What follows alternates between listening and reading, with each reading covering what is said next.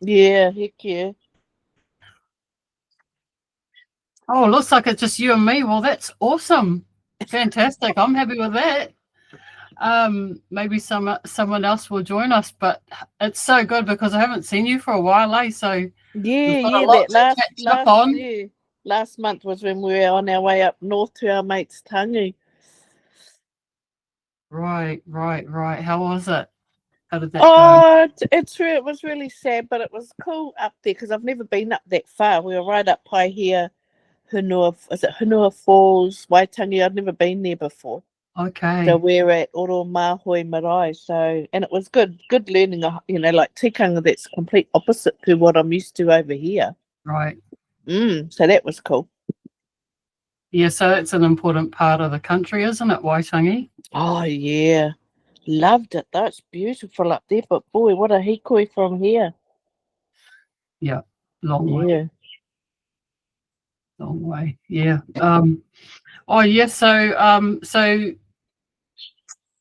yeah, just you and me. So I might as well. I've got a little list here. Have you got anything you want to talk about? No, I'll just go with what you go with. Oh, mean. Oh well. Yeah, we had a good one last month. It was really cool. I don't know if you saw it yet, but I got to some of it, not all of it. No. Oh yeah. Yeah, we had a few on. Janine, lady Janine, she was the granddaughter of this man, a farmer, an ex-farmer that had retired and learned how to weave and from all the local weavers in his area, and he had created a harakeke. I think it's Centennial Park in Hamilton. Yep. And one of the girls, you would have seen her on here before, Katrina, she kind of stumbled upon this harakeke and she found out the history of it. Wow. She actually met the granddaughter of the man, and she was on the call last month. Nice. It was fascinating kōrero, and it connected a lot of the harakeke up, and there was connections to the botanical gardens and that Renee Augusten collection and that. Oh, nice. Yeah. So it was really neat. We had a little bit of a chat about AI and bits and pieces. But yeah, I've been really, really hanging out for this hui. Because with the with the nice weather, it's just sort of woken everything up. Yeah, definitely. And it's just amazing. Like, you just kind of feel like you come alive again, eh? It's like that over here. It's just kind of like, like I'm out of the house by I think this morning it was just after 8, going for a walk down the beach, whereas you miss that in winter because it's just not nice. So I've been really enjoying the nicer weather. Beach is, blessings. Yeah, we got a beautiful boardwalk. It's only it's probably only 5 minutes from where I live. But it just does wonders for your hinengaro and your tinana, and and when I really feel the need to do a whakawātia, it's just down the road. So beautiful, man, beautiful. Yeah. So I've had a massive sort of break. Really, I haven't done anything at all for 6 months, maybe. Wow. Yeah, like that deep dark winter. Yes. Seemed to last in my mood for a long time. Yes. Yeah. And we had a lot of rain and a lot of dark, sort of overcast weather for a really long time. Yeah. It does affect you, eh? It does affect your whole mood. That's what it's like here. It's just like, like when that happens, it really does affect your mood. Yeah, and so when that sun came out a couple of weeks ago, mate, I nearly dumped myself in, to be honest. I've been going so hard. Yeah. But it's just been like, heaven on earth. Touching the harakeke again. Yeah.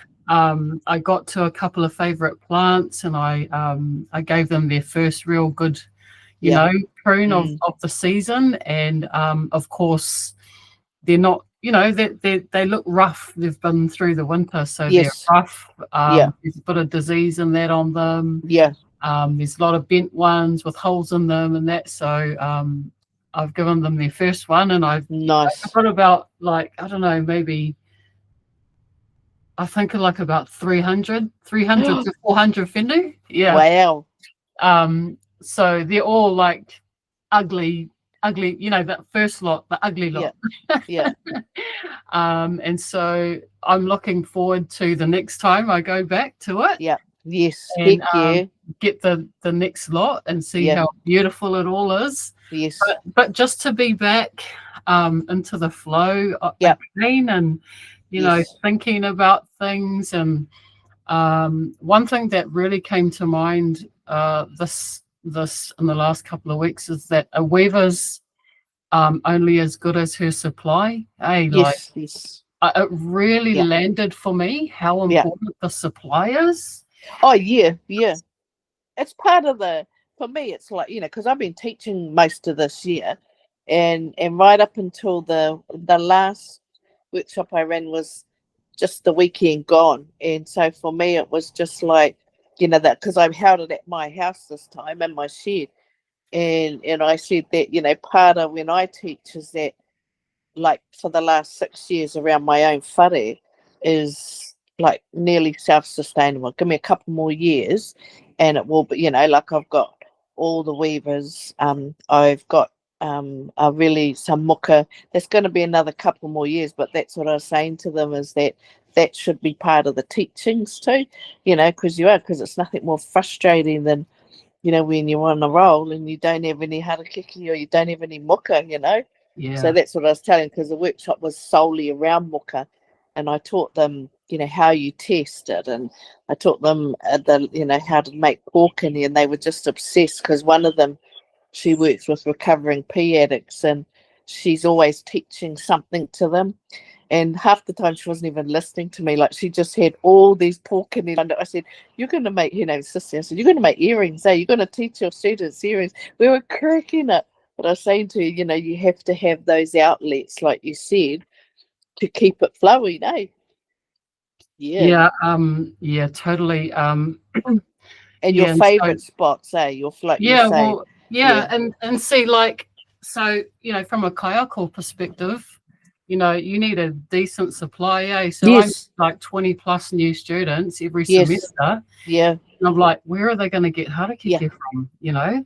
Yeah. So that's something that I guess someone like me who knew nothing about weaving, and who's come into weaving later in life, and only been doing it a short time, there's a lot of things that I'm just coming to terms with, that I'm just really coming to grips with about the whole the breadth of it, the immense kind of universe that it covers, and all the layers of the process that we need to know and understand, and what that actually requires to deliver to people. And from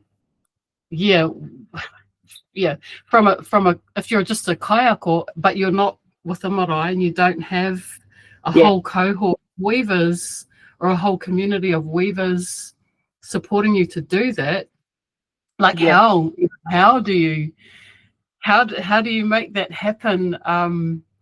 And so it just really came home, and I realized how very little harakeke I have.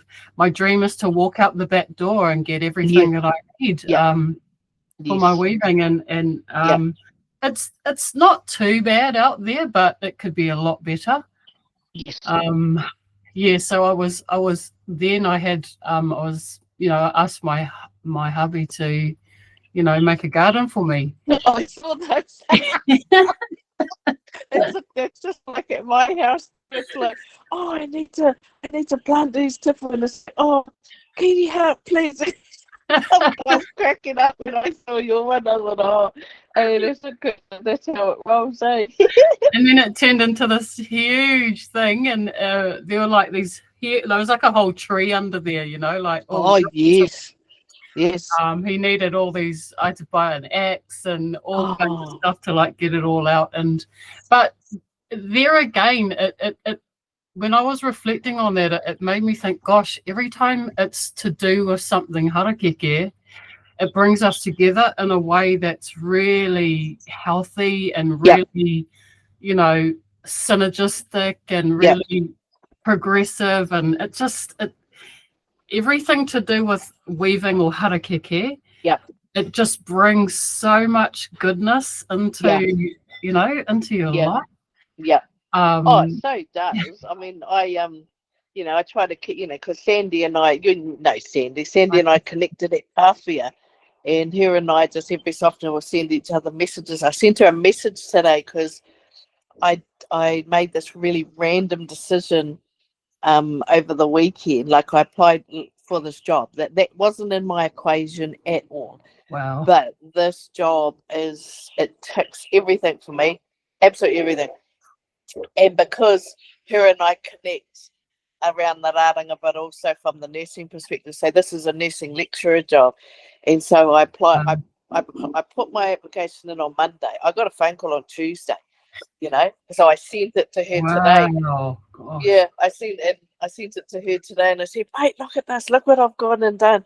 And she says, "Mate," she said, "do you remember the conversation we had at Kawhatu?" And I said, "No," and she said she was reminded of a conversation we had about, you know, because there was her and two of the other, like Lisa and the other, I can't remember her name.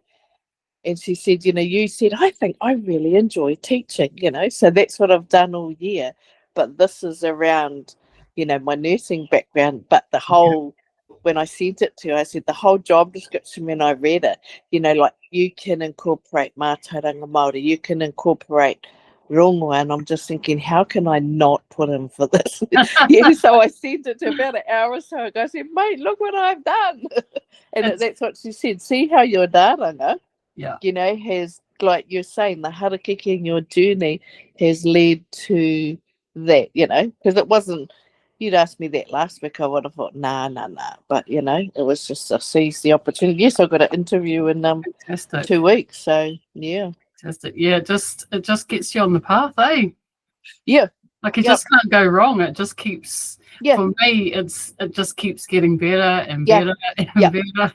Yeah. Even like recently I've had a couple of amazing opportunities to collaborate on some pieces. So that's cool. You know, that's so exciting. That, like, that's so even cool. the thought of it, you know, my mind was going all over the place, and I'm getting all excited, and so that's another whole thing. I learned a lot from the exhibition that the girls put on. Yes. Yeah, that was a real big learning. And that keeps delivering too. One of the lady that curated the exhibition and two of the girls from that class, they went down to Queenstown 2 days ago to visit the piece, and it's in the flashiest hotel that's just been built in Queenstown. So was it commission or was it exhibition, did you say? Yeah, so what happened was that I had been wanting to, you know, teach whāraki, but nice. I teach beginners, and I haven't been able to get to teach more advanced higher levels. So I decided to teach it anyway in the beginners course. So I taught two whara. So it's a small piece. Everyone made a piece. That's good. Exactly the same size and the same specs, and they just left the sinistrals up, and then we wove them all together. All the So did you add that in the curriculum, or did you just tweak the curriculum? Yeah, well, we have the freedom to teach whatever we want. That's awesome. Yeah, so it's amazing. We have that autonomy over our, you know, what we teach. So there's a program and a curriculum, but within that we have full reign to kind of create or share whatever teachings or whatever things want to teach. And I suppose each group that you have, it's so different, eh? So you can kind of tweak it to what they're like, isn't it? And it's also, weather dependent and all that type of thing as well. Yeah.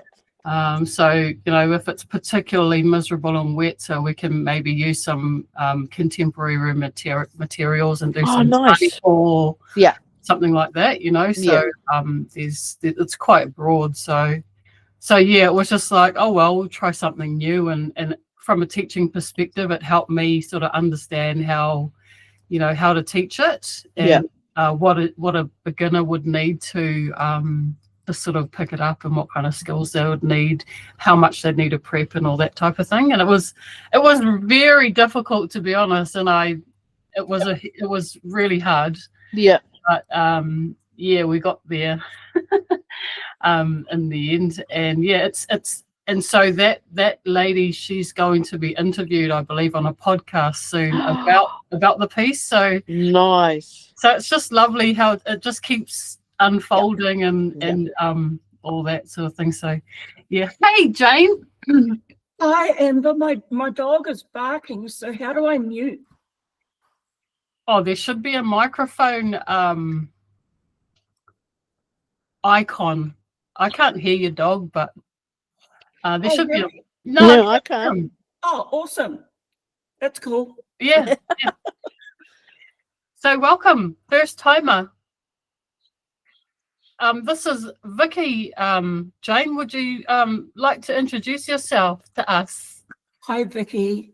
I have been wanting to meet you for weeks, ever since I first saw you on Amber's YouTube. Actually, I wanted to meet you all for weeks.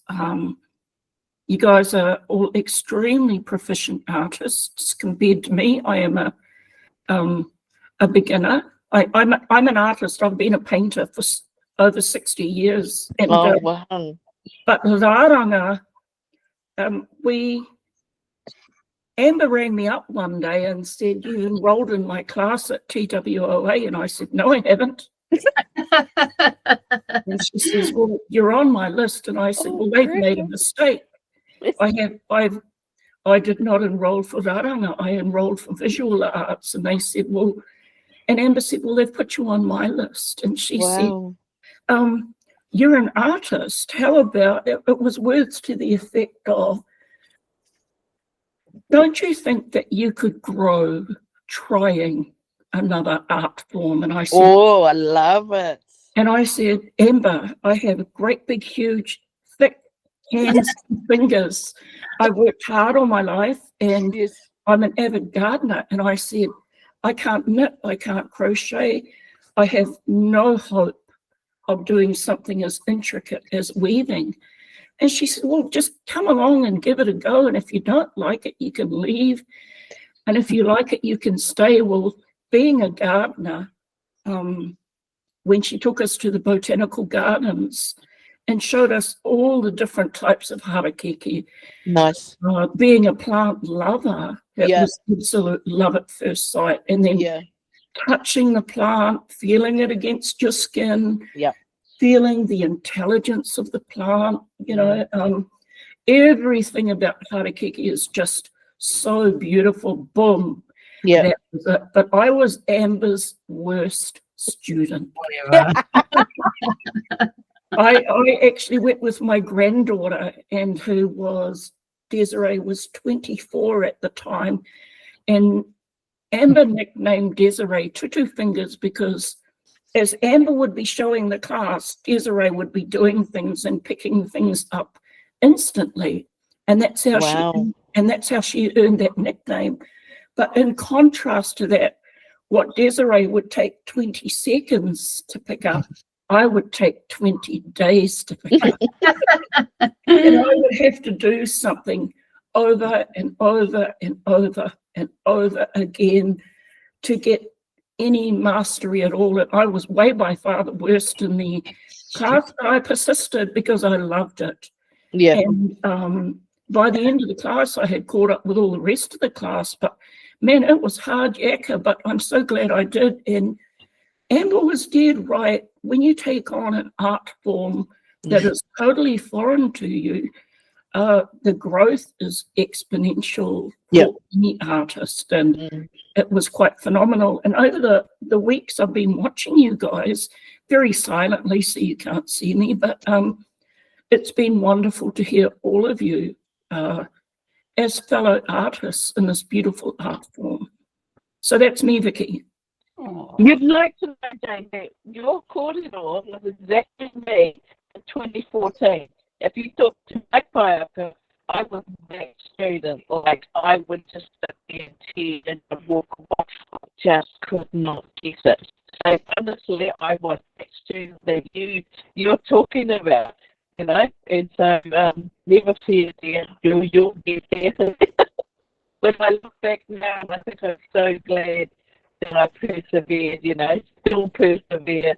You know, just talking before you got on about how Kairaranga and the harakeke, like that journey, how it leads and guides you into some amazing pathways, you know.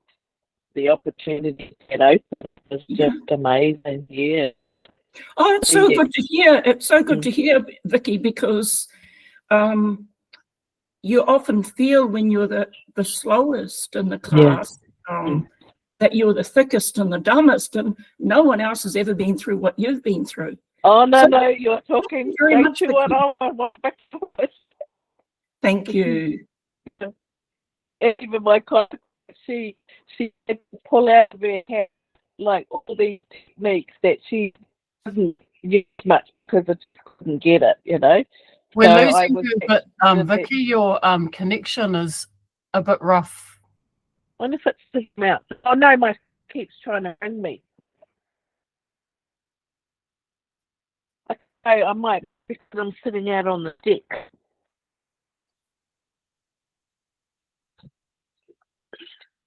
Is it coming in and out? A little bit, yeah. Oh yeah.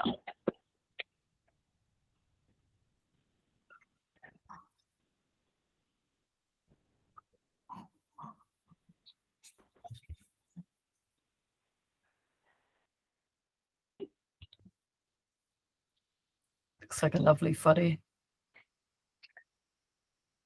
Well, we'll see how that goes. I'll come inside. Might because I was out on the deck. Oh, thanks, Vicki. That's actually much better. Oh, cool. Thank you. I was missing you. Yeah, so I love to hear your corridor, Jane, because, you know, a lot of people, when they see where I'm at, they don't know my backstory. So, you know, when you say that, it's just like, well, and I think that's why now that I'm teaching, like, even every forum that I teach at, I go straight back to when I started, you know. So just remember what it was like for you, Vicki, you know. Even though this is where you're at now, I go, even in any workshop, I just sit there and it takes me right back to that time to, you know, so that it's very, I just love it. It's just huge gratitude, yeah. We all started somewhere, eh? Yes, and Amber is a wonderful teacher. I've heard that. I have heard that. I'm going to come up to Auckland probably next year. I'm going to come up for a week and go and. Oh, that'll be so amazing to meet. It'll be so amazing, Vicki. Come and have a chat to my class. And we'll all come in to meet you, Vicki. Oh, that'll be amazing. Yeah, and further to what you said, you know, I watch my students get it, you know, and I just think, how are they getting it? I don't get jealous, but I'm the one that took, like, they do things in the first noho that I couldn't do even after the end of the sorry, my cat's on the blooming thing. Hey. Yeah, they achieved things in their first noho that I wasn't able to do until you know, a long time later. Yeah. And I tell them that because you know, when they feel a little bit dejected when they're not achieving what, you know, getting things that they want to get, I remind them, mate, I couldn't even do this, so you know, you're doing better than me. And it's always surprising to them, but I'm just the one like you, Jane. I got obsessed. I worked hard. I you know, my kids would leave the house and they'd come back and I'd be standing in the same spot practicing my harakeke. I haven't done anything all day except weaving. And that's, I guess, why maybe I can teach, because because the way I learn is I have to know it inside out, upside down, back to front kind of thing, and I have to know the words of it as well. Yeah. And I have to see diagrams and everything so that I know it inside out, back to front, upside down. Yeah. And I suppose that's why I'm able to transfer it maybe to others, because I'm a slow learner. I make sure I understand something to the nth degree, all the way, and I work really, really hard at it. But I think too, though, Amber, is that as a kaiako, I think, because I've experienced it, like, like when you say about your students, like for me, I love that, I love that when, so like when I run the muka workshop over the weekend, I thought, how many blinking years have I been practicing extracting and making pork and these guys, and I thought that, to me, when I reflected on it, was a sign, like I say, like for you, a sign of a great teacher, because they can surpass me as much as they want, and so for me, I take that as a sign of that's where I'm meant to be. So then, they'll start flying. Because to me, there's no barriers for me. If they can pick it up and they can fly and do all that stuff with muka, then I've done a great job. So that's what I kind of think, like with you, Am. But it's just like when you teach it, you just think, hey, how did they pick that up so quick? And I do secretly get a little bit of joy, a little bit of my own little pleasure out of them, blossoming and being able to be part of that. Oh, heck yeah. I mean, like, I was watching these students on the weekend, and, one that struggled with muka, and then in the workshop for an hour, and she goes, oh, far out. She says, that's not as hard as I made it. I said, no, it's not. But I made sure, like you, like, I source, like, the best muka that I know where to get. I gave them 3 different. I said, you bring muka that you think that is your best muka. Don't be whakama. I said, because this is, and then, like you, it's just a real satisfaction that, like, just those little tips where, they've continued their journey now with muka, because they were so discouraged, because it's like, oh, I just can't do it. I said, well, yeah, you can, and you're right. Hey, that's lovely. I love it. I just love it. That little thing of saying, well, if you use the right harakeke, then you'll have more success. Yeah, and just the different technique to the struggle, the struggle they were having, and we had all different. Like we had the cuckoo shell, we had the red. We had 3 different. There's a guy that's been advertising some recently. A lady bought hers. Then we had I think it's a resin one. I don't know.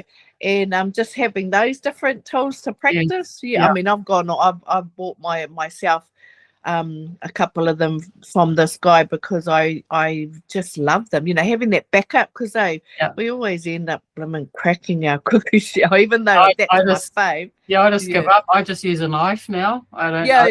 I just use a bread and butter knife, and that's So we had all of that, because I said not one tool that I use. I said have a tutu with them all, so they all found their mojo with with one of them. We had about 6 different tools like that: bread and butter knife, a cookie shell, the resin, these other new 3D shells. That's what they are. Yeah, lovely. And are you able to talk about what you're working on at the moment, Jane?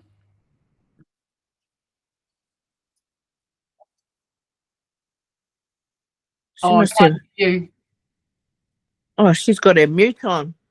Sorry, Jane. Sorry, Amber, my dog was barking, so I turned it off. I'm working on so many different things, though. What do you want me to talk about? I love that. Anything. Story of an artist's life, eh? It very much is too. And being an artist, you're very used to, when the inspiration hits, man, grab it, because it might not be there tomorrow. Yep, that's right.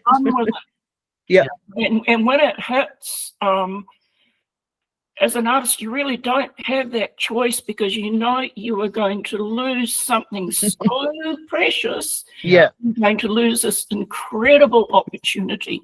Mm. Don't make use of it right there when it hits you. Yeah. At the moment, I've just written a book on kaitiakitanga. Oh, what? You've just written a book. I love that. No, it's a short book. I love it.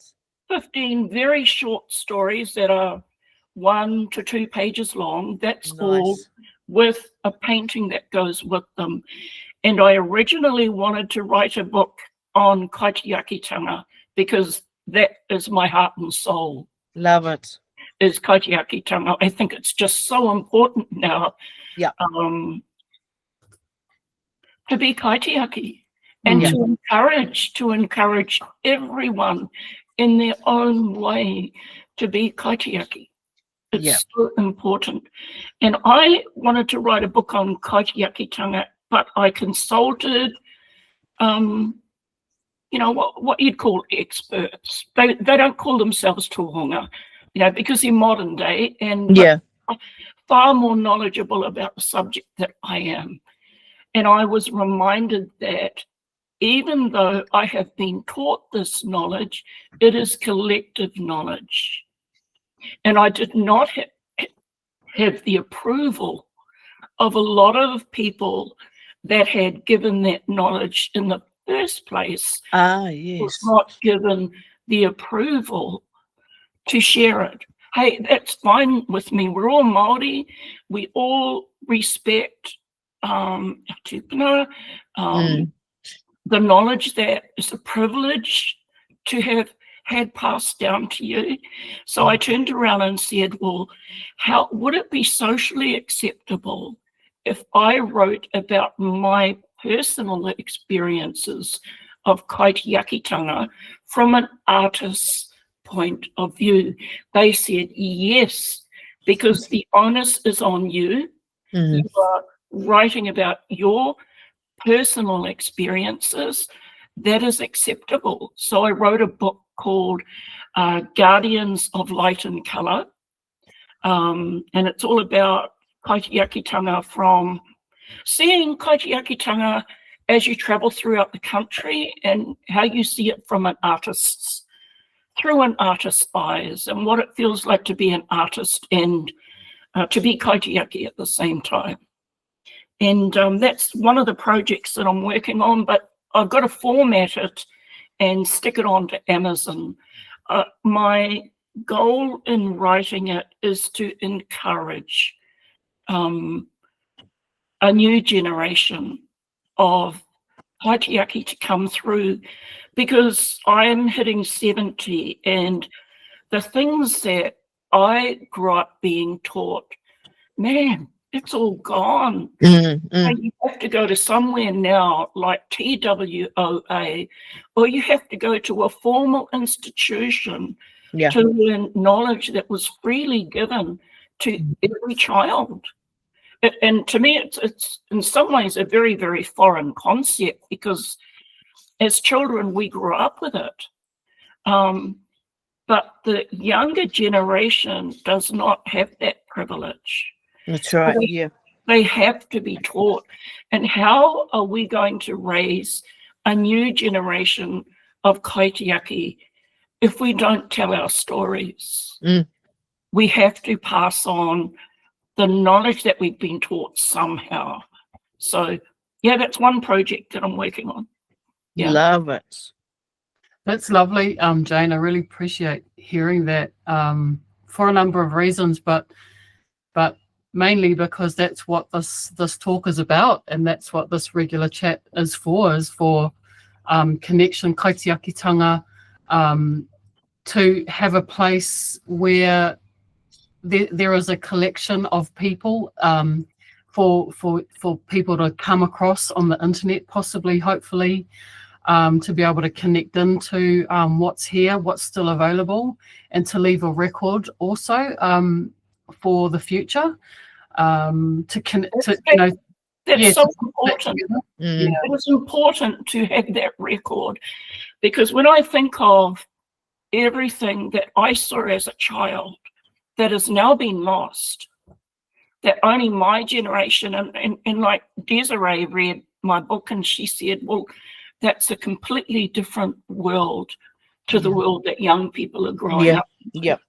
And, you know, it's being shared with my grandchildren and my great-grandchildren. And, but it's, I'm not sure how old you are, Vicki, but for me, it's incredibly sad knowing that my mokos are never going to feel the aroha in the community that was common as a Māori child, and they're never going to grow up. You have to go to TWA to learn the rongoa now, whereas when we were children, man, it was what you learned, you know. And to me, I think it's absolutely wonderful that we do have these institutions that are passing the knowledge on. Otherwise, it'd be totally lost. Yeah. And the other thing is, if it's not taught properly, then the shysters are going to come and teach it their way. Yeah. What Amber said about it being recorded, about things being, particularly tikanga, I was so impressed when my granddaughter and I were the most impressive thing we felt about our course when we first started was the tikanga. Where do you go to learn that? That was wonderful. And to know that tikanga is being passed down in a manner that is worthy of our culture, that's so important. You're so right, though. I 100% hear you. Like I'm 21 going, like my, you know, I hear you on that one. Like, you know, like I've got 5 mokopuna and they all live overseas, you know. And for a short while we had the mother, my daughter, her partner, and 2 of them. And one of my mokopuna, he really gravitated when I'd be inside out, you know, always, Nanny, what are you doing, you know, around the rāranga. But, you know, when they decided, you know, this life here isn't them, and they're over in Perth now, which is a world away, I remember saying to my daughter, from your perspective, what is my mokopuna? What is their whakapapa, you know?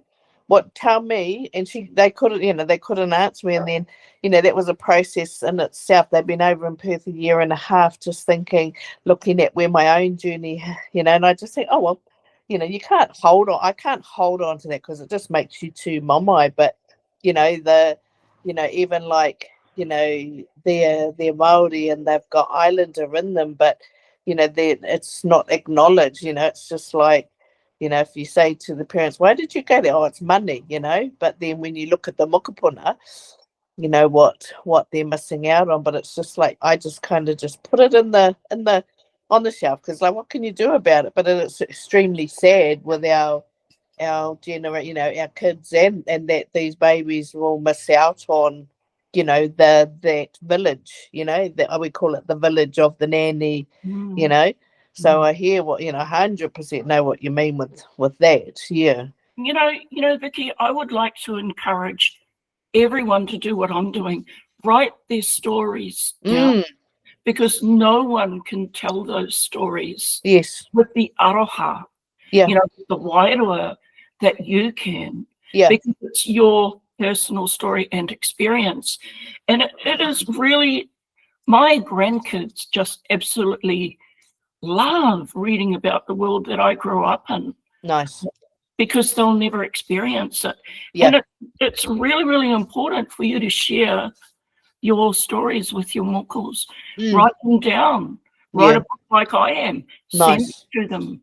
Yeah. I have been trying for years now to sort of, Amber knows she's involved. I started a very small arts festival in the Waikato, and I had a wonderful writer there, Selena Tusitala Marsh, who was teaching people to write their own short biographies. Nice. And to Selena and I, it's really, really important because we believe telling your story empowers people. Yeah. It empowers you, it empowers your children, it empowers your mokos, it gives them something to hold on to.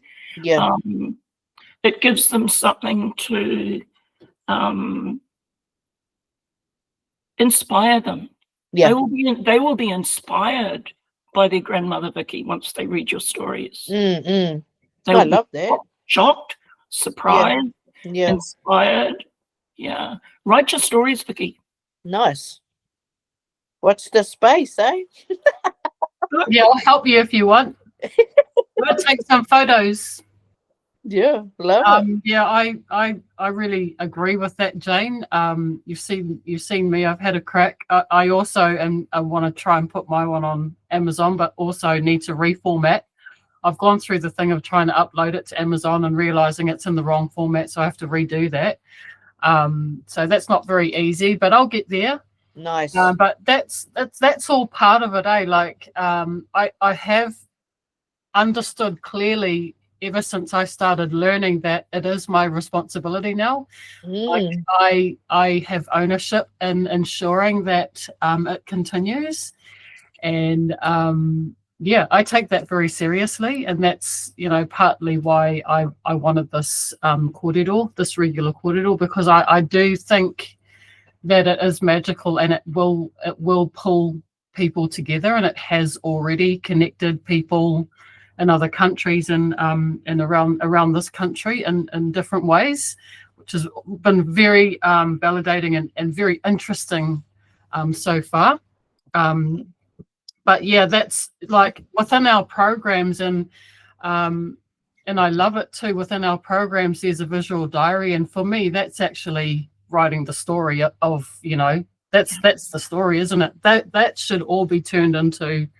I'd love to see more people just turn those into books or it's not about saying you're an expert because you learned something somewhere. It's just your story, and the more of that's captured, the more there will be available to those that come up later on that want to know about it.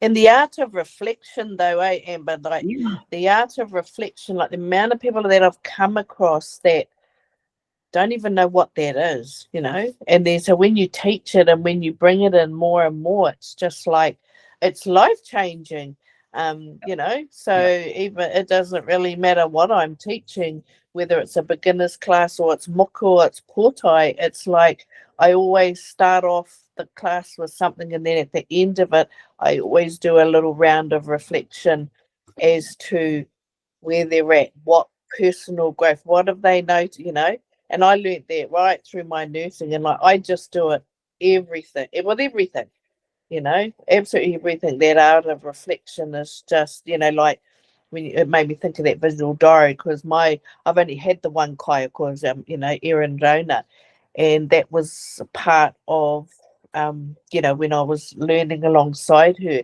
but it was a big part of my nursing. But Erin just used to say, "Oh God, I used to love reading your stories, Vicki." That reflection part, but the life-changing that happened with me, it wasn't just going to a rāranga class, it wasn't just learning a kono or konai, each class there was something quite life-changing moved, when I say to people I'm still discovering, my full whakapapa through rāranga, and they go, hey, how did that happen, so that, like you say, that reflection is, and those visual diaries, is paramount. It's imperative, and the other full circle moment for me is that those things also form the foundation of economic freedom as well, like books, business proposals, all those things also prepares you and gives you a foundation to that tino rangatiratanga also, which is I think is autonomy, freedom, over our destiny, is that financial freedom. And I think that's a really important underdeveloped part, but a very important part of the reflective process and the point of it all. is that, you know, get your hustle on. Yeah. And, you know, make some money, make some opportunities, make some networks, all that sort of stuff. And yeah, I'm looking at doing that a little bit differently next year. I think I might, because I had some really, really young ones, and I realized the way that I teach the reflective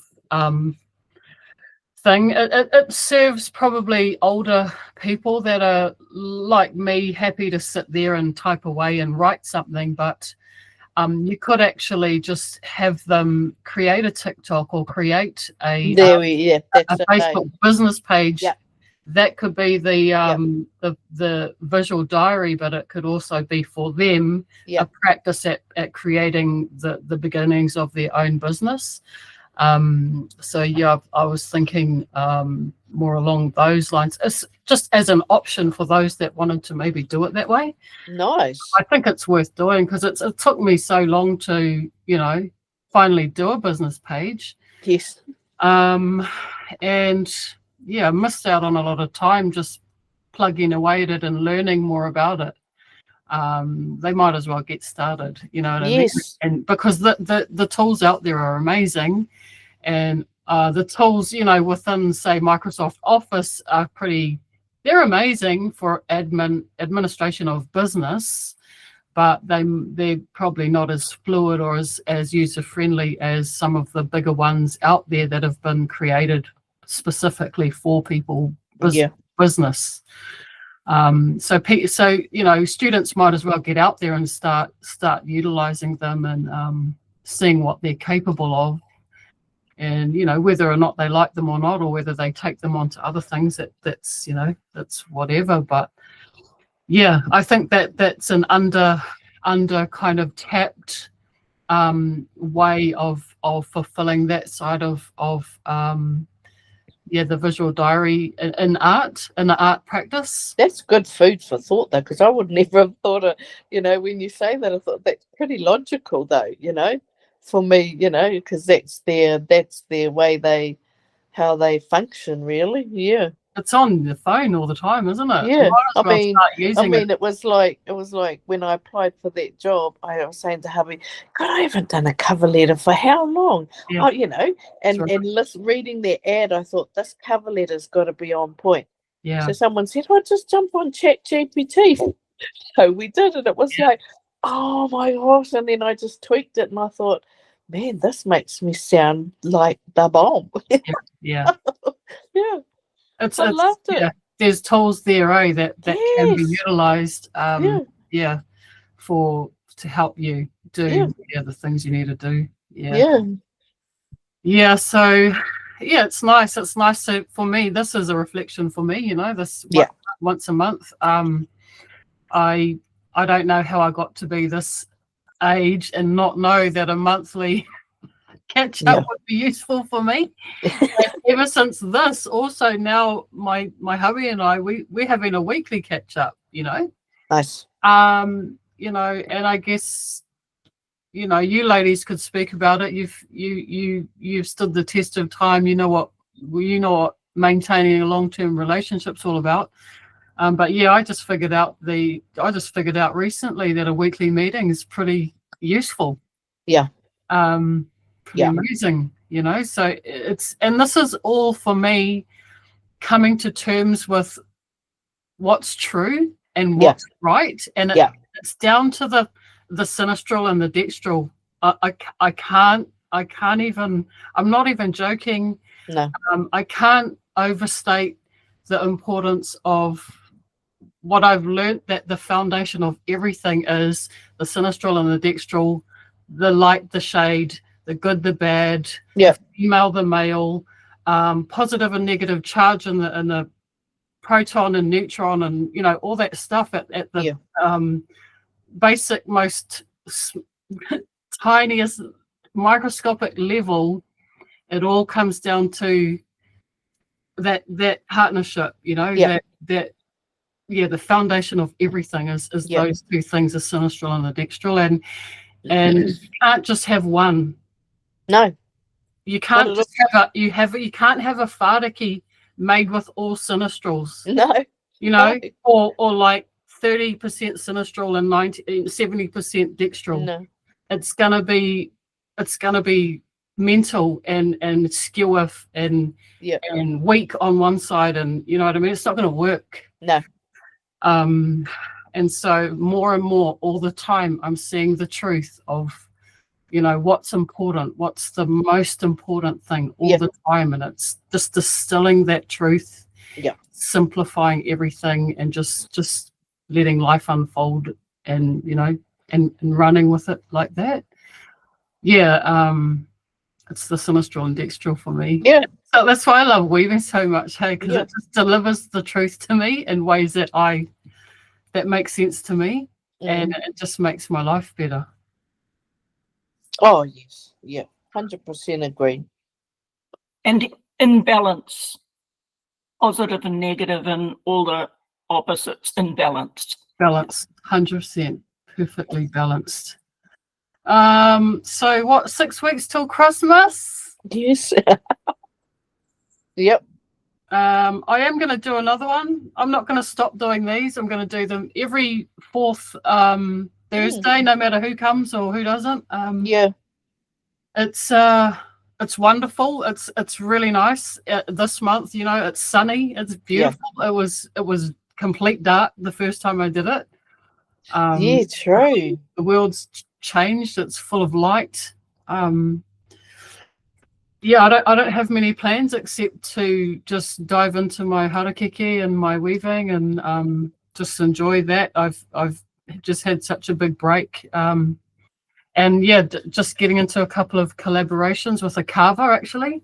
Nice. I received this amazing. I have a colleague that makes, you know, he's a carver, so he gave me this patu for my muka. Nice. Yeah, and it's lovely. It's nice and heavy. And then he made me a new one. They normally stone, these ones. He made these out of Mighty, I think. And so I just, when I got this, this was the first thing I wove this season. Just put a little cover over my my little patu, and it's made from the paua harakeke that I'm growing here. It's my favorite one. I shouldn't tell anyone, but I tell everyone that's my favorite harakeke, paua. And so it's my first little project, and it just made me so happy. And I think it's the collaboration thing, you know, that's just really exciting. You know, one artist on a piece is awesome, but man, two artists is like a whole nother kind of just the things that kind of it activates. So looking forward to more collaboration. I've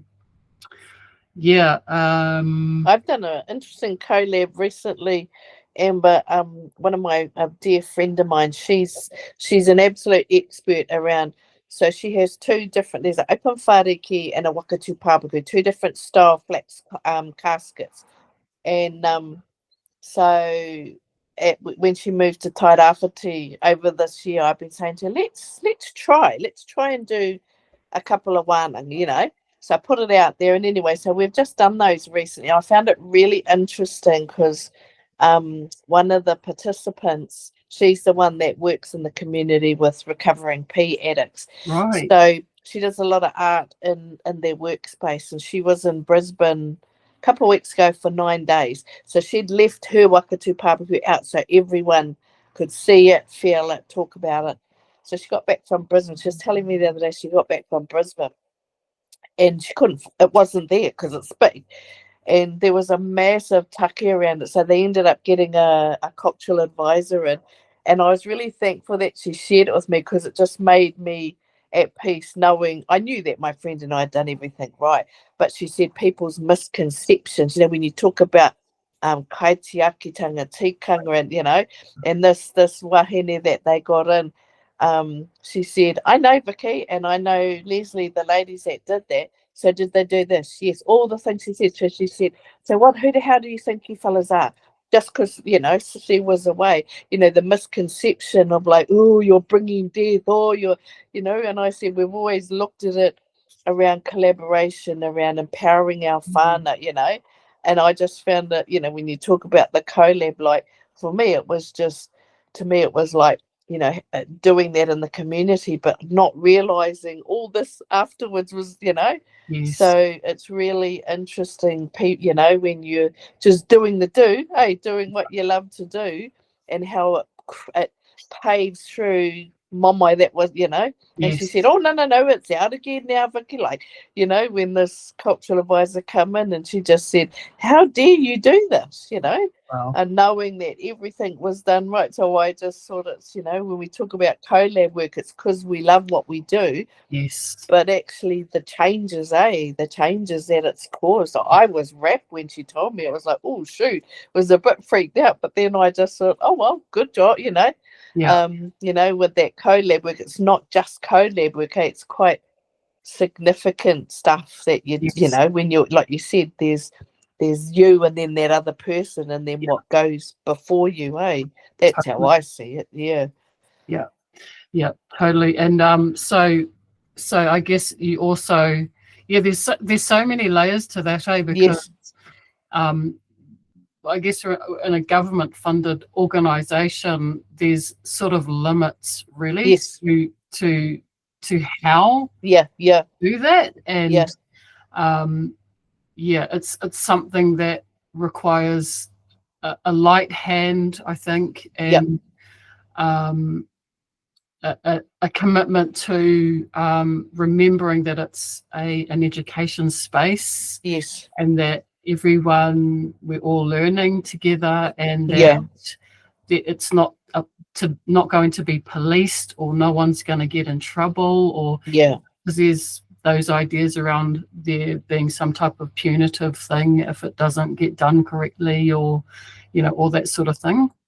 It is a tricky but I try to put those guidelines in, but then allow the group to take charge of it, how they like to do it, and also remind people that it's for them to discover how things are done where they come from, and to maybe so practice that where you come from. You don't necessarily need to impose that on everyone in the space, but understand that we can cover a general a general kind of overview, but that it's not too specific or punitive or anything like that if it doesn't quite suit how you or where you come from, where they how they do things there. Having said that though, Amber, and being one of your students, there's two things that really hit you about you when you become your student. One is that you're enormously humble as a teacher, and that makes the world of difference to a student. It does, because you don't feel like the person teaching you thinks that they're superior in any way, that they have more knowledge. Amber's so humble. I think every TWA kaiako that I have met is enormously humble, and that makes it a wonderful atmosphere to be a part of. But at the same time, one thing you learn very quickly in your class is that you're a force to be reckoned with. So at the same time, there's discipline, and there's freedom, and you balance it so well. Like, my first impression of you was someone, because I said, because you said, you took us to the botanical gardens, we walked around the plants, and we did this and we did that, and you said, okay, we're finished now, has anybody got any questions? And I popped up and said, well, what brought you into Ranga? Why are you doing this at all? Because I'm a gardener, so for me it was the love of plants that attracted me. And you told your story, and you told it your story of your background and what you'd been through, and it was just such, everybody, I think at the end was like, you know, because it was just told with such humility that all of us instantly felt at home around you. But at the same time, you had that strength and discipline, and you told us the tikanga right from the start. So we had that balance. We had that, this is the way that it has been done for centuries. And we all fell in love with that because it was told with such humility. It wasn't told with, boom, the way you do it. You must do it this way. It was shared with, I see. This is how our ancestors did it. This is how my ancestors from the islands did it.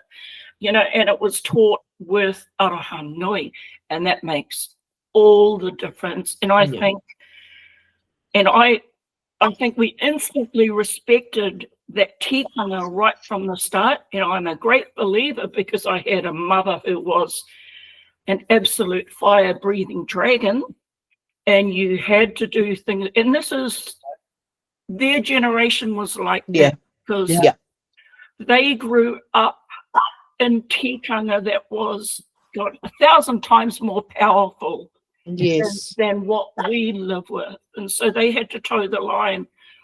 And you sort of reminded me of my mom, you know, even though you're a lot younger than I am.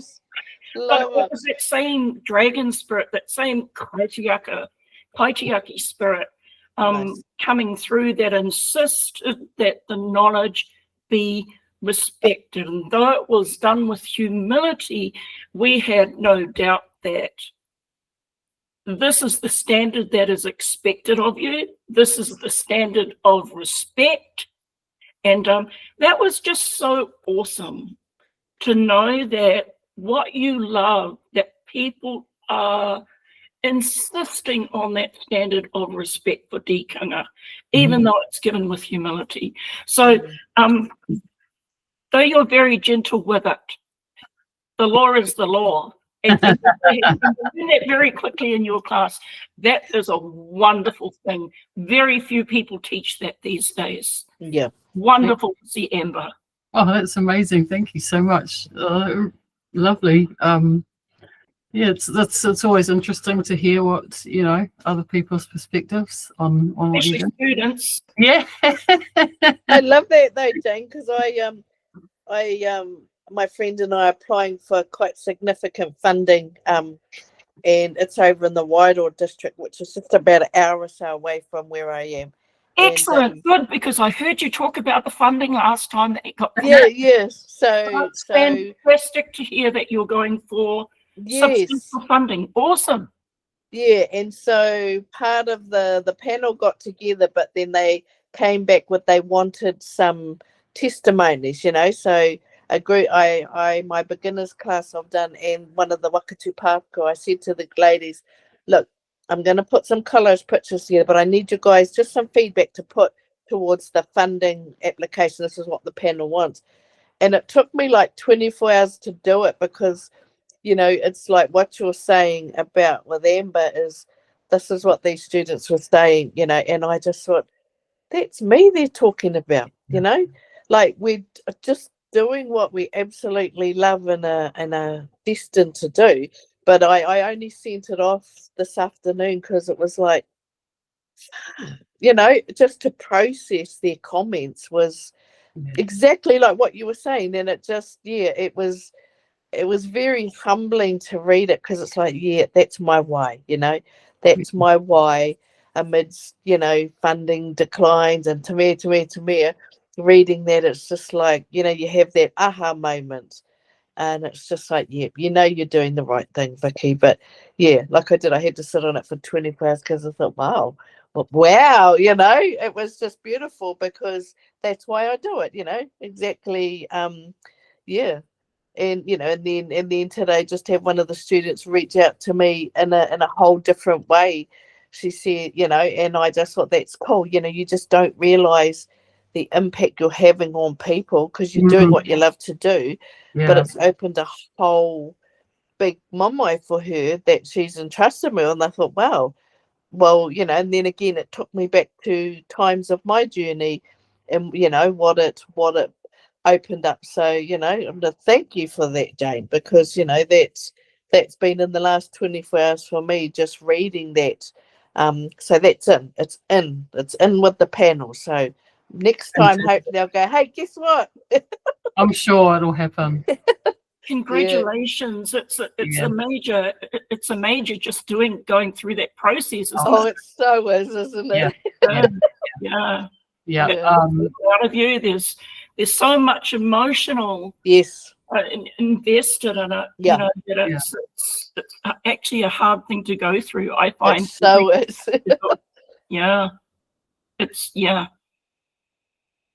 I'd like to say that too, from my side of things, from a kaiako perspective, that just the caliber of the people that get delivered into your life, like once every 6 months, is astonishing, eh? Like they take you with them on their crazy, wild, you know, expeditions, you know, across the universe as well.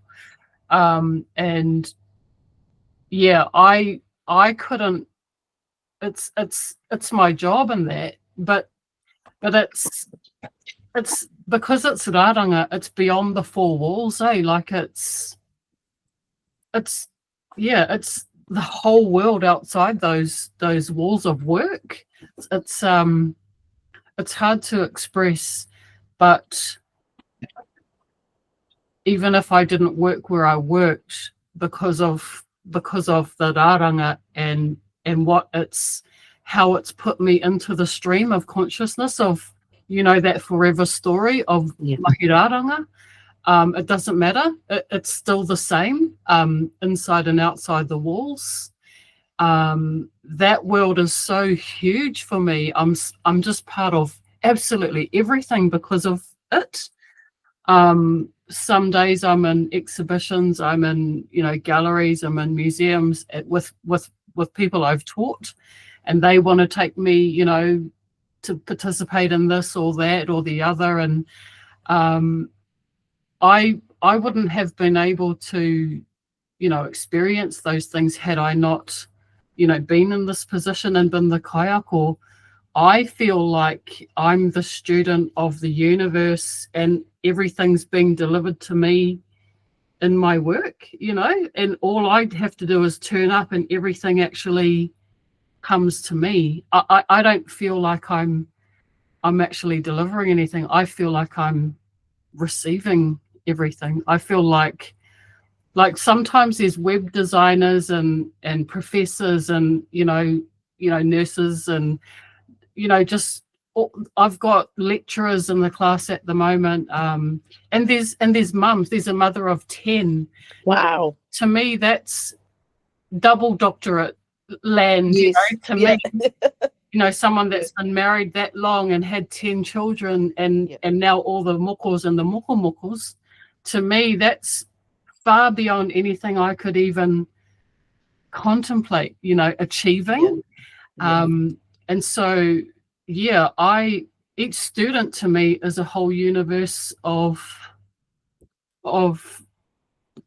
amazingness. You know, I feel like I'm lectured by experts in so many things, and I'm just it's almost like I have the least to share. So it's funny to hear the other perspective, because it's not like that for me at all, you know. Yes. I'm astonished by the people. Do you have any problems filling your numbers every 6 months, Amber? Never. And do they, with your tuananga, do they have a contract? Do they contract out to raranga providers too at your tuananga? Because like in Gisborne, right, so we've got a level 3. I think Kairaranga do that. I don't know if we do that. Yeah, level, because here in Whirikoka, so we've got a level 3 and there's a level 3 kaiako, and then Erin does 4 and 5, but they also have another kaiako that's it's like a contract. Only why I'm saying that is because I've done rongoa this year, and that kaiako, she's contracted by the wānanga. It really intrigues me because, because of the, when I withdrew from the rongoa class, like how, like talking about the accountability and how, how does this work in other wānanga, like do they have contracts? Because, I was going to actually look at the contract, because I thought it's interesting. There's a rāranga one and a rongo one here at Whirikoka that they're contracted by Whirikoka, yeah. I think they have been in the past, but I haven't seen that for quite a long time. Yeah. I really don't understand how that works at all, Vicki. I just have no idea. Yeah. It's just something that I've been looking into because, it's only because of my pathway. I just sort of be interested to look in other, because what level is yours? What level do you teach? Level 3. That's 3. Yeah. Yeah, and so there's quite a big marketing apparatus in place. Yeah. There, but do I they have also next level though after you? So you do 3. Like, is there other levels? Yes, there are. Oh yeah. Yeah. It goes up to 5. Nice. Some years, not every year. Yeah. I'd love to see more development there, but I don't know anything really. I'm just So if people went after level 5, was that the same thing in Rotorua, the degree? Is that so the 5 is considered a diploma, but if you do go to your degree, it's considered the first year. It's recognized as the first year of the 3-year degree. Oh, really? Yeah, so if you get I believe that's how it works. If you get level 5, you can go and do 6 and 7, and then you've got your degree. Wow. Yeah. So I did my level 5 in Te Rapa at Raroirapa, which was amazing, and then I did my 6 and 7 in Rotorua, which was amazing. So all of the study I've been able to do has been amazing. Just mind-blowing. I've loved it. I could keep going. If there was anything, but so the next thing is masters, and really that's you just do your own thing. I guess you could go in and still get support and learning from other weavers, but generally you're sort of doing your own. You're not under a weaving kaiako anymore. Because I think that's what you can do. Like here in Tairāwhiti, I think Toi Haukura, the visual arts school, I'm not sure whether that's a whole different, but I'm not sure if you can do your masters. I'm not sure, but I know that I've known people that have gone through that, but whole different kaupapa to like doing what you do at Te Wānanga. But I've seen some people go through, a very different, I think I loved that Rotorua program because, of course, all the kaiako are together. All together, all the levels. So all of those kaiako are there during noho. So you have access to all of those masters kind of thing. And also all the students that are there at the same time. So I always find that my students, they always learn a lot from each other. So that having 4 classes there all at once is a really big melting pot of, like learning information and knowledge that is possible to be shared between the students. So I found that an amazing experience. I'd love to keep going. I think I'm going to be involved in a whāriki workshop at the end of January. I think might be around tauranga. So I'll let you know more about that when there's a lot of demand for that around the districts. So like a part of the kaupapa that my friend and I have put in for this funding over a Wairoa way is, they got wind of what was happening over here. And my friend and I just did an expression of interest, and we got like 250 replies.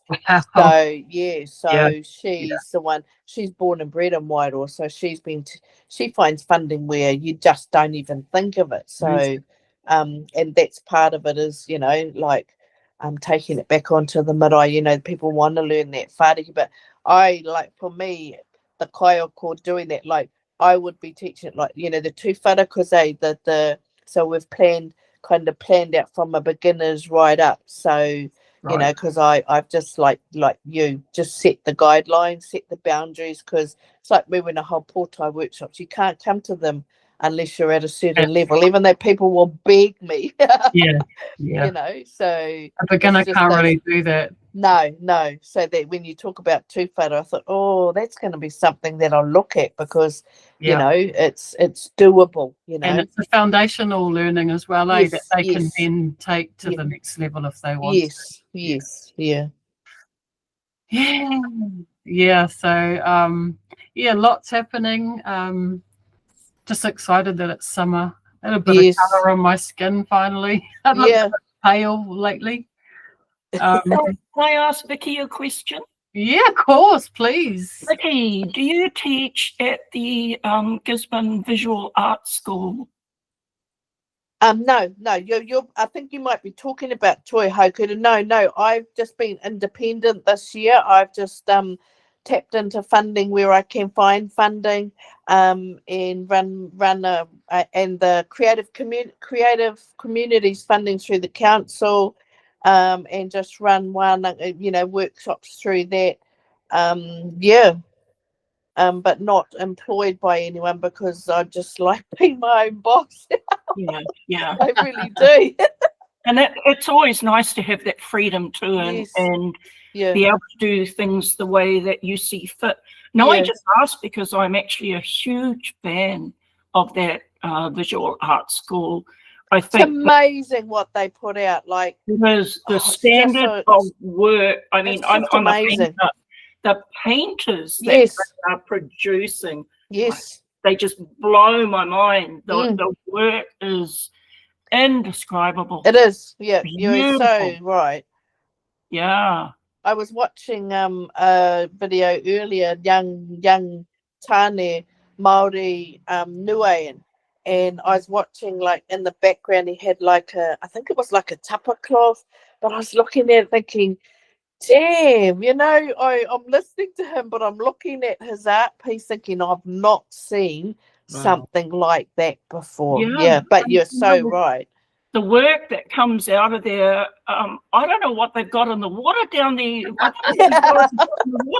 Man, or what's in the end, but the work. It's standalone, hey? Like, it's like you just don't see it anywhere. So original. It is. It is, and I don't know if it's distinct. I'm not sure if it's because the students are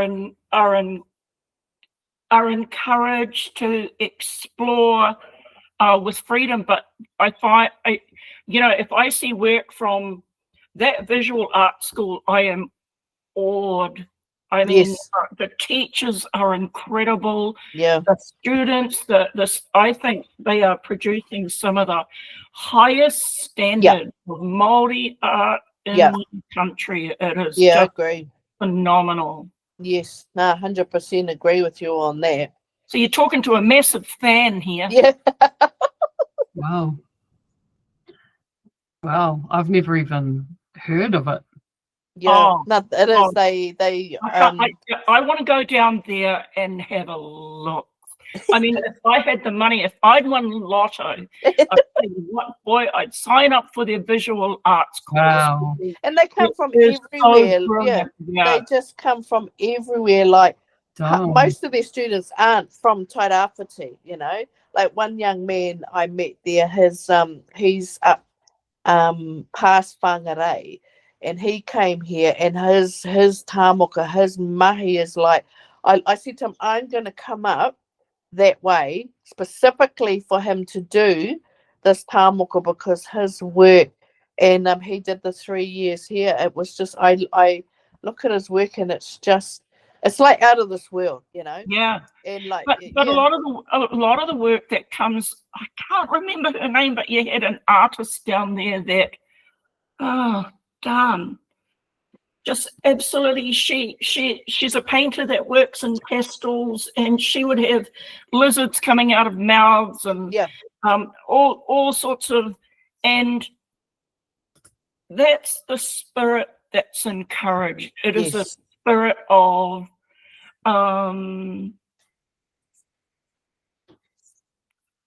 it's hard to explain as an artist, but it's the spirit of, you know, inside you. I'm not sure how you guys feel, but I can feel sometimes, and they call it matakite. But you can feel all of the knowledge, like that's right, current surging download. And when I look at a lot of the work that's coming out of that institution, that current is flowing through those students in such, like you said, such a unique way that makes that school stand alone, stand apart from every other Māori visual art school in the country. But it's got something special in that school. It's just phenomenal. Yeah, man, if I won lotto, I'd apply, boy. I'd be applying. Because if you're going to produce work of such beauty and such a high standard, you know, they say that artists used to go to Florence hundreds of years ago and commit suicide because the art was so beautiful they couldn't hope to reproduce it themselves. When you produce work of such beauty and such a high standard, you're going to get every artist in the country wanting to learn there. Yeah, because that's what it draws. It draws people from everywhere, you know, like doesn't surprise me.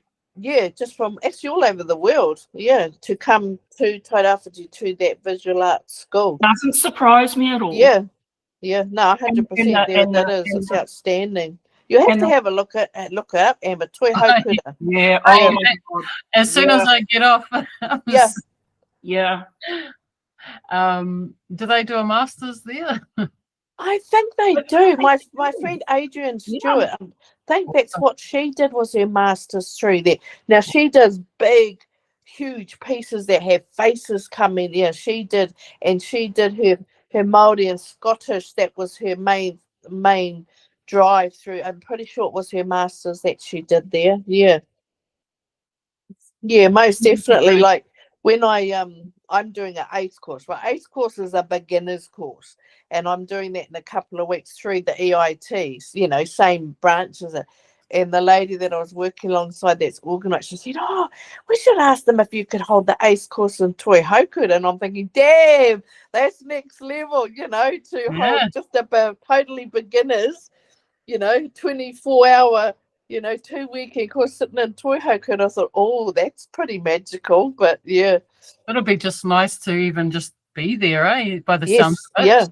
Be in the building. I mean, you know, Jane, when they do their exhibitions and even their exhibitions are like, you know, it's like no other. You know, you go in there and they've got the whole group, and the way they manaakitanga and everything about it is just, everything is top level. Yeah, it is, because they take it so seriously. They really take the art seriously. And what I've been looking at with the students down there is, you know, like most art institutions, they'll teach the new tech stuff there, and they'll teach the traditional stuff here. But from what I can see in Gisborne, it's boom. They're teaching the students together, so you're getting students with traditional skills mixed with technological skills in the art that's coming out as well. I mean, just incredible. Yeah, you're right. You're so right. Yeah. There's this fusion of all sorts of different styles. Yeah. They find their mojo, like, you know, like this young lad, he must be only about 18 or 19, you know, and he was talking about his Māori. So he said he travelled to Niue, you know, this year to learn more about his whakapapa and then come back. But it was the artwork I could see when he was talking. I'm thinking, damn, I've never seen, you know, so it's kind of like they find find, they just find like, oh, who am I? And then just the stuff that is. And then they express it. Yeah. Yes, you got to go down, Amber. I'm looking at it right now over here. They have produced absolutely brilliant artists. Yeah, because they've just been recently rolled, because some of them have, they have their own exhibition, and then they have a class exhibition, and I don't get to them all, but I try to get at least one of them, because you've got to be in there, in that space to be, it's all right watching it online, but you're being there in those exhibitions, it's like you're just immersed, really immersed in it. Yeah. And Amber, you're also talking about incorporating the business side of it. And from what I can see from the artists that are coming out of that institution, they've got the business skills alongside the visual art skills, so that what they're teaching is like all embracing, and it's quite wonderful to see. I've got a friend that's in there this year, and she already had her own digital art graphics business, and I've been following her, and some of her stuff, it's like just totally out there of what she's doing. So I'm excited. Her whole business was already set up, so I'm excited for her for next year to see what she's going to bring out with her business. But they do, I'm pretty sure they do incorporate all of that in there. They do, and they've got a lot of role models too. And there's a mentorship there where past students have already set up their businesses and are very successful. And so that they've got that manaakitanga, and they've got that mentorship. Yes. And something to aspire to and be inspired by. Yeah. That sounds really interesting. Inspiring. And inspiring, but because Masters, where I am, where I've applied is it's not necessarily an art place, it's not a toy place, it's it's everything. So to kind of think of doing something under a toy school, that's like a whole different ball game, and it sounds so like wow to be around artists and art instructors. That sounds like a whole different level of amazingness and development. Do you know Adrian Stewart at all, Amber?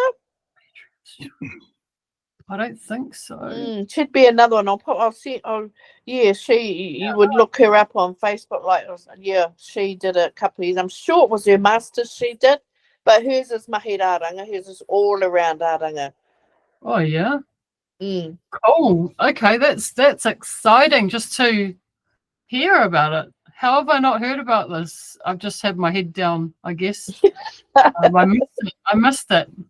But that sounds just because of what we do, rāranga whatu and all that, it looks like a place worth checking out. Yeah.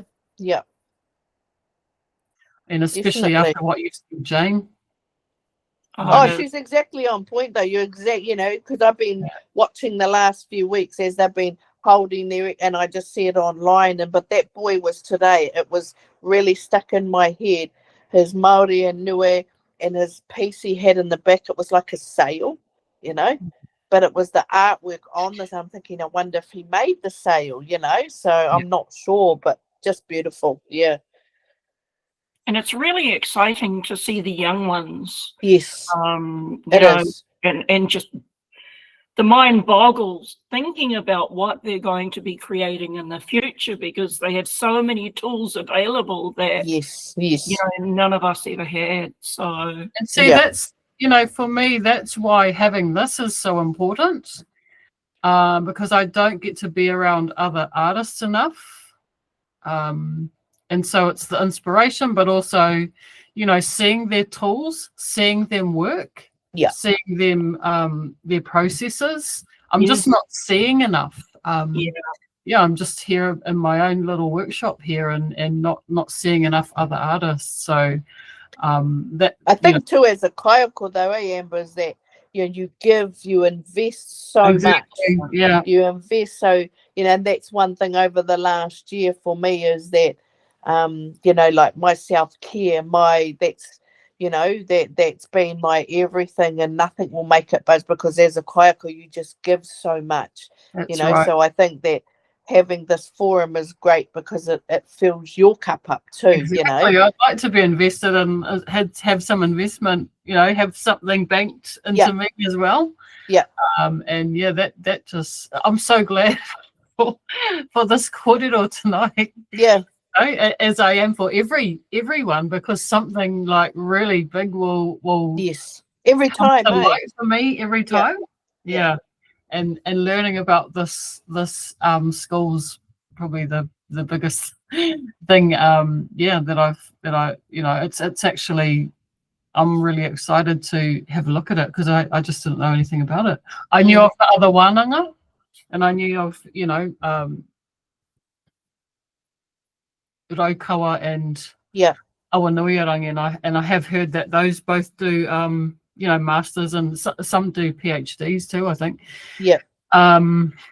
But I hadn't heard of this kura, so I'm quite fascinated with this news.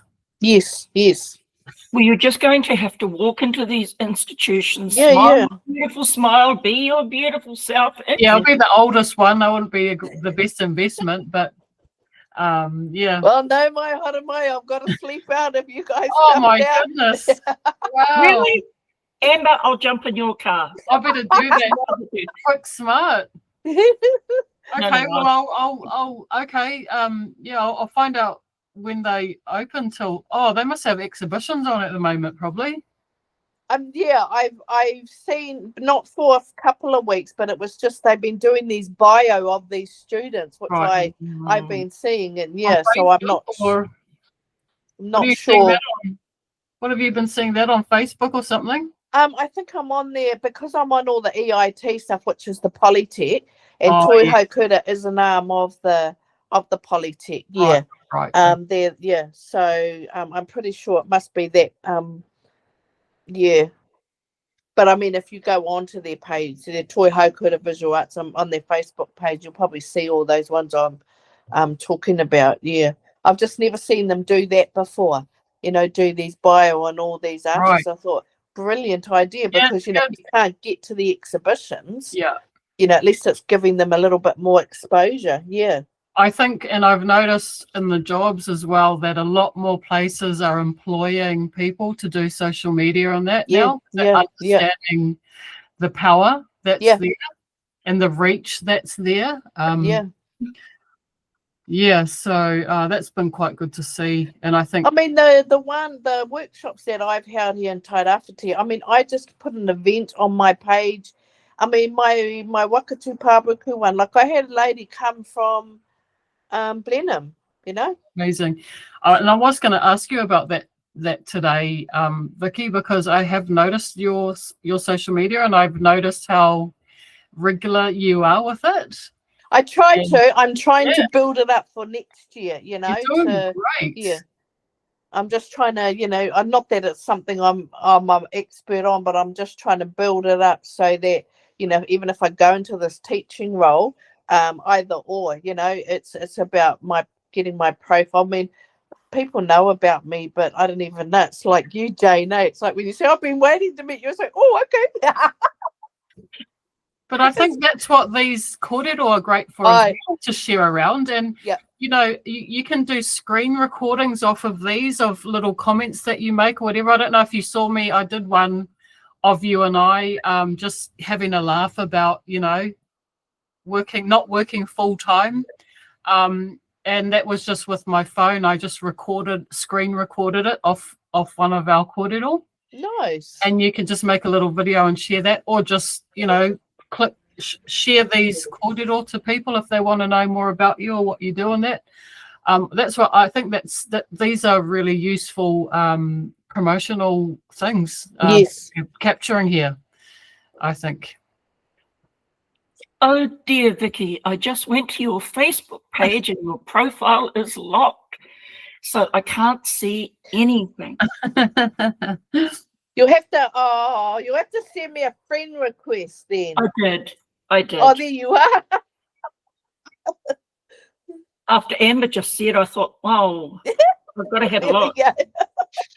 Yeah, but I've been impressed by how regular you are with your posting, and I just think it's a really, I'm not that good. Like I do it, but I'm not really, I don't have a process yet. I'm sort of all over the place. Yeah. I do a bit of Instagram, I do a bit of this, I do a bit of TikTok. I'm still trying to figure out the best way to do things, but it's fine. I'm just tattooing and still learning how to use the tools and make reels and those. I think my main one, I came across that lady, she does those cards, that Whispers of Aroha. Right. And I've invested in those cards because I've been to a number of workshops around Kaiwhatu, and one lady in particular, she always has these cards, and how on point they were for me when you pick a card. Then I saw this lady's cards, and every day she put, every morning and every night, and I'm thinking just how much I resonate with them. And I just think, no, I'm going to keep putting, because it's like I said, I'm trying to rejig my page so that it gets seen more often, because I've spent all year trying to get myself out there as a teacher, That's good. So that's kind of, but these cards, I can't wait to receive these cards, because they just, every card is like, wow.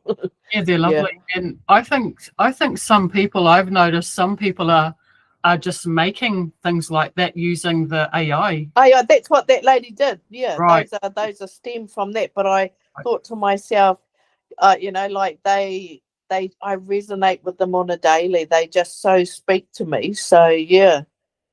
That was one of the things that I did write down to talk about, because I just I mean how is that what you are like naturally? Do you do daily things like that? You must be a kind of just a consistent, hardworking person that does things. It's probably like Facebook can be my thorn in my side. It's my time waster.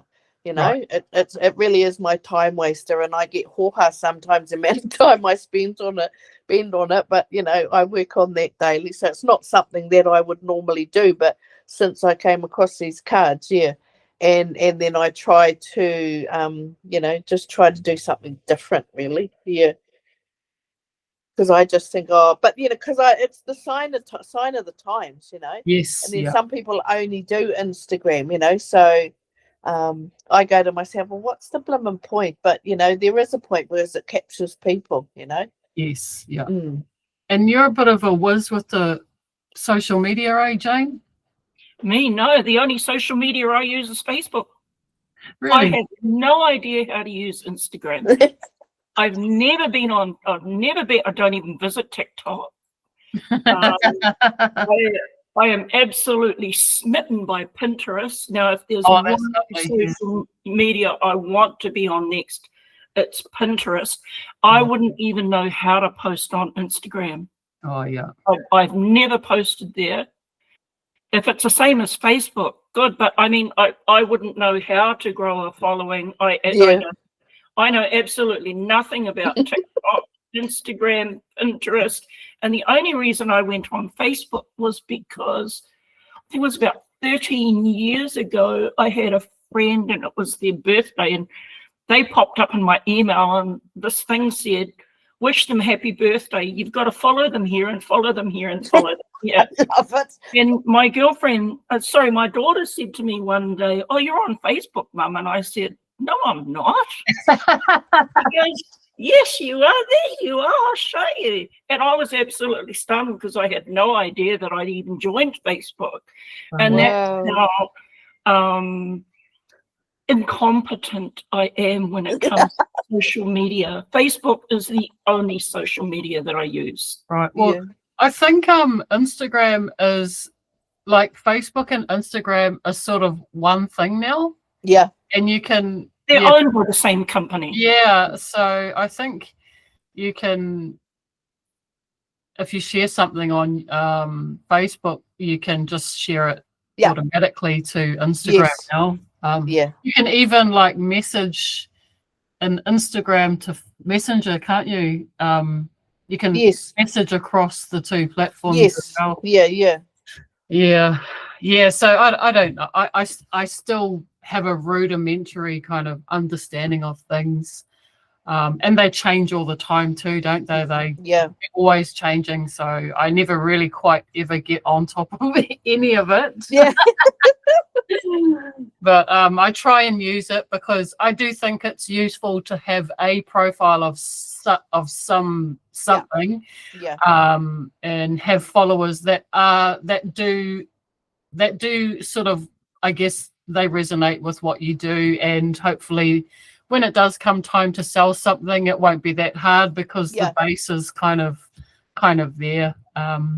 If you're kind of engaging with them, kind of, and as much as I don't want it to take over my life, but I do want to work at it, and I do want to put some effort into it, and have it there because I think it's useful.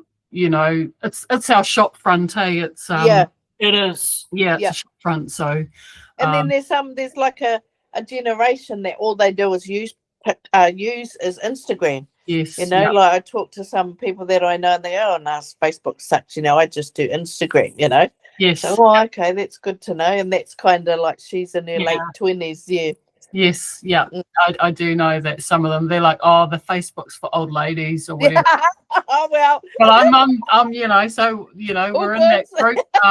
But that means there's still a few old ladies that are on there that will be, that will be watching and that are interested. So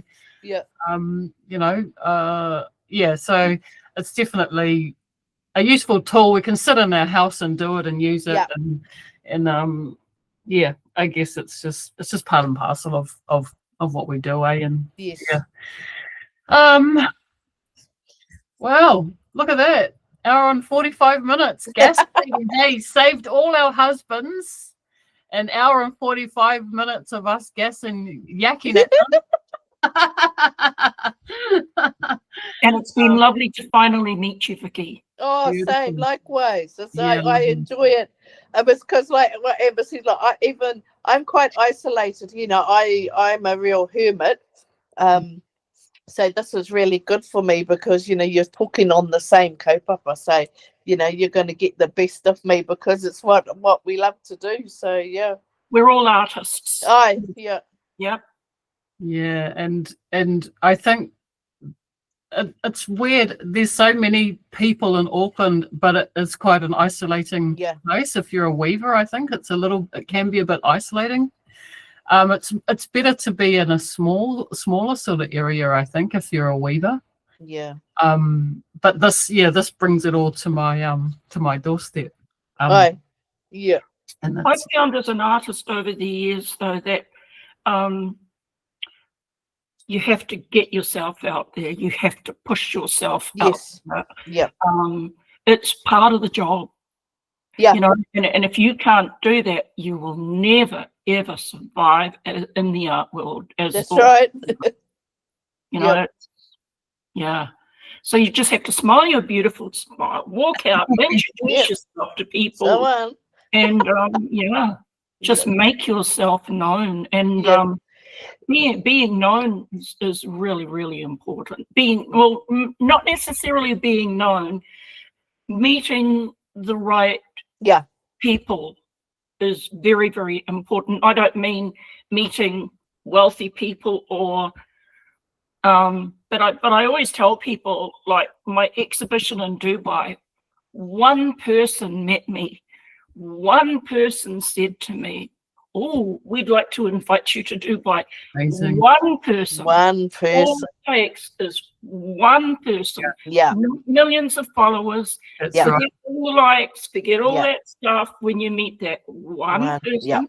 Yeah. Or if you get lucky, 2, 3, 4, or 5 in a lifetime.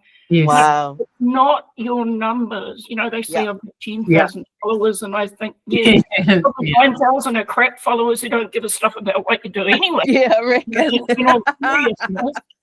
Yeah. All you need is a handful of the right people. The right and people, you have to get out, even if it's by email. I fell in love with MailChimp this year, I must say. Okay.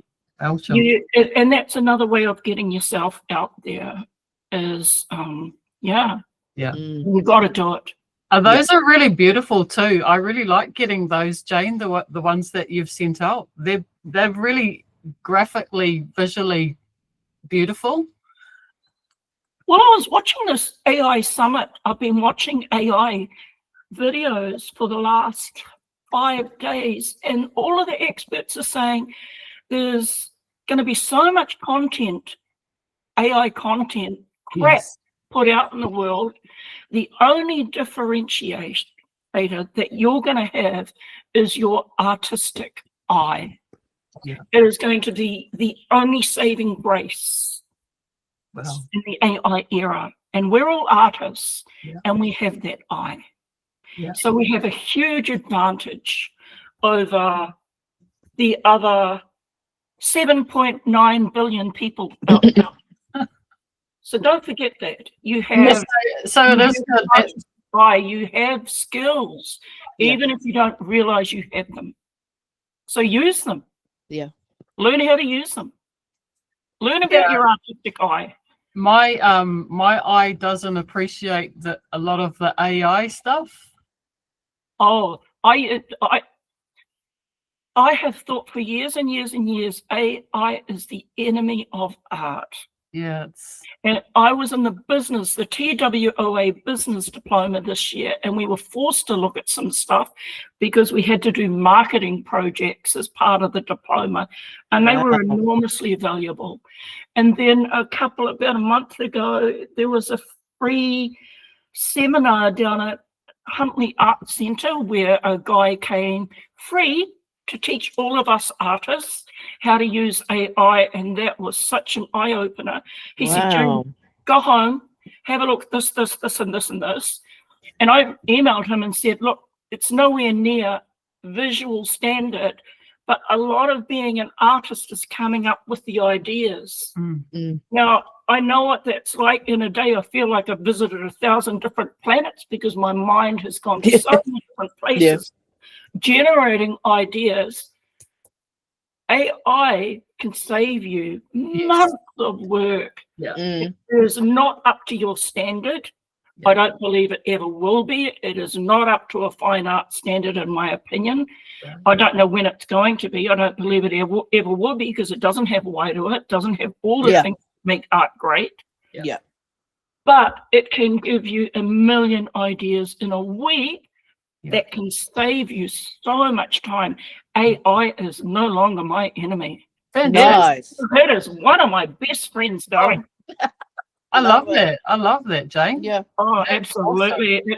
Awesome. It has the ability to save you, to save an artist so much time. Nice. Fantastic. I mean, a lot of our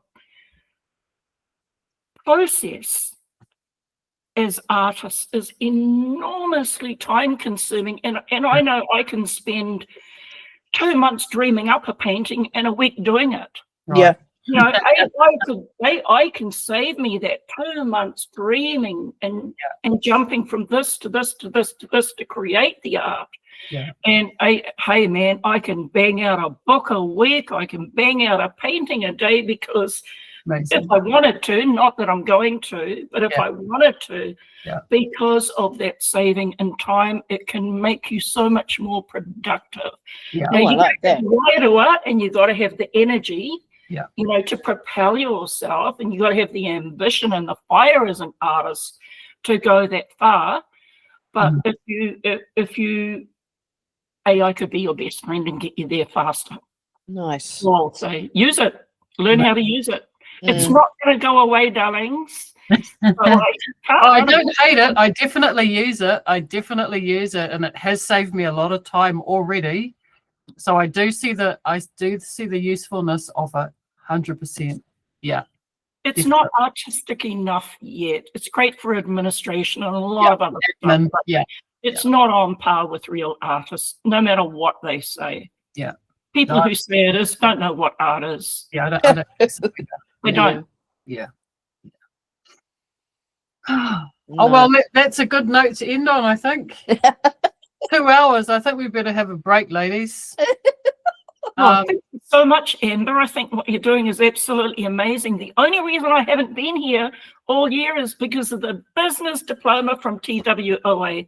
Otherwise, it sounds like it was an amazing course too. Oh, it is. It's the level 5 business diploma. It is excruciatingly hard. Wow. So you get pushed and pushed, and you are forced to grow and grow and grow. And it is phenomenal.